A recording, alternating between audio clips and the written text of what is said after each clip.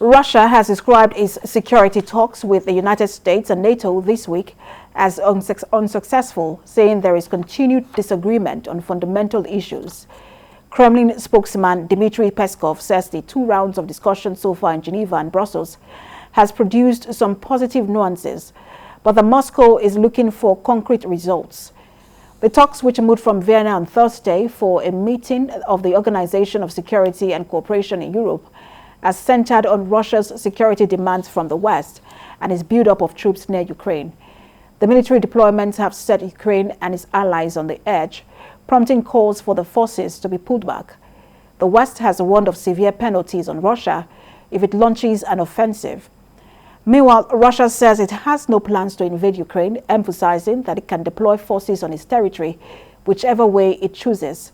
Russia is accusing NATO of destabilizing the region.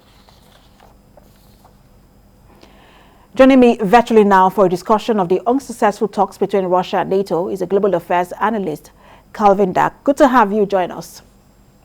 Good to be here. So, were you surprised, or are you surprised by the outcome of this meeting between U.S. representatives and Russia representatives? No, not at all. I think it went exactly as both sides were predicting. Both sides were saying a few weeks ago that they didn't expect any major movement for these talks. And I also think that, Putin knew, it's not as if the things that Putin demanded, about Ukraine's membership in NATO and some other security guarantees, he knew full well that the United States and NATO members weren't going to give in on that. So I don't think anything happened that wasn't expected. The only thing now is what happens next. And these talks were promising and lauded by a lot of people because of the situation between Russia and Ukraine and the tension in Europe as a whole. But do you think that both sides went into these talks with knowing that this could be the outcome? Were there any bigger expectations from these talks from both sides? No, I don't believe so. I don't believe that Putin thought that the demands he made about NATO removing forces from NATO member countries that border Russia, I don't think he had a realistic expectation that that would happen. And I also don't think that the Biden White House, for example, thought that refusing Putin's demand would make him withdraw troops and de-escalate what's happening in the Ukraine. So I think that in that sense, that neither side knew they were going to make any big moves. I think that was expected, but it doesn't change the height of the escalation that's happening now. And so let's talk about, before we get to the escalation, of course, Poland, it's saying that Europe could be at a brink of war. But let's look at Russia's demand before we talk about that.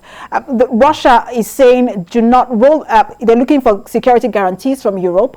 Russia is also saying to NATO, roll back expansion of the alliance. Do not admit countries like Ukraine and countries like Poland into the alliance. And if a country like Ukraine is saying we want to be part of NATO because we are afraid of an invasion from Russia, and NATO is saying we can expand as much as we want. It doesn't matter what Russia thinks. How easy do you think it is to dismiss these demands from Russia?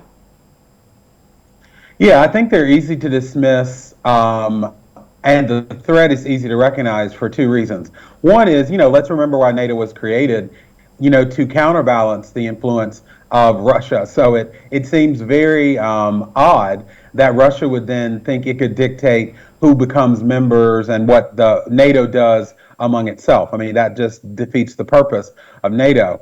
But then also the dynamic at play is we know that this is not just bluster, because Putin has done it before. If we look at Crimea, 2014, we know that he's not just talk. So I think that those 2 dynamics are really influencing that, and I don't see any realistic expectation that Putin is going to now dictate NATO, but I also don't see this being just talk on Putin's side.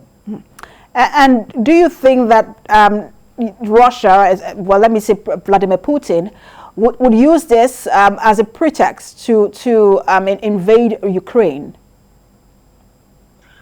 I do. And in fact, I'm not one to make predictions, but, sometimes when you have say, someone like Putin, who's clearly planning something. The troops aren't there just for holiday. And when people who are planning something make demands that they know right out of the gate are unrealistic or not really expected to be welcomed and actually done, then he has a backup plan, or maybe be his plan A. Now, the trick now is trying to see what exactly that plan is. But I don't think that Putin in any way was discouraged. I think that this is playing out as he has strategically planned it. We just need to figure out what that is. And that's the thing. He's one person who is difficult to figure out. He seems to play with words, and so it's almost always difficult to know the next move. But let's look at this comment coming from the Poland foreign minister. He says that Europe is at a risk of plunging into war in case tension. Because of tension over Ukraine, in case tension over Ukraine cannot be diffused. And the U.S. ambassador to the Organization for Security and Cooperation in Europe, that's the OSCE, also said the threat for military invasion is high. Do you really think that Europe is at the brink of war? Well, I think that, brink of war and the comments from the Poland officials, that might be a little overstated. But here's what isn't overstated. Putin, as well as the leaders in NATO, know that the U.S. is in a weakened position when it comes to Biden's leadership, and they know that if there was heightened military tensions or escalation in Europe, as Poland was saying there would be, the U.S. is not in a solid position to respond in a way to stop that. And Putin knows this. So I do think there's a threat to escalation. I don't think it's as blown up as much as Poland says, but it shouldn't be ignored. And how flexible do you think that the U.S. should be in terms of responding to, in terms of his own requests, his own demands from Putin, and the responding to the demands from Putin?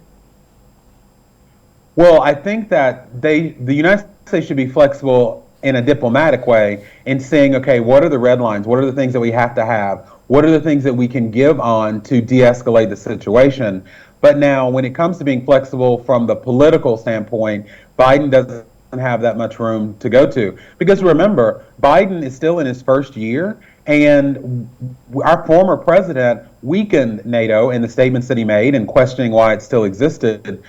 So from a political standpoint, especially in this country, Biden can't look at being soft when it comes to Russia, because already yesterday and this morning, Republican senators are speaking out saying that he's Putin's pawn.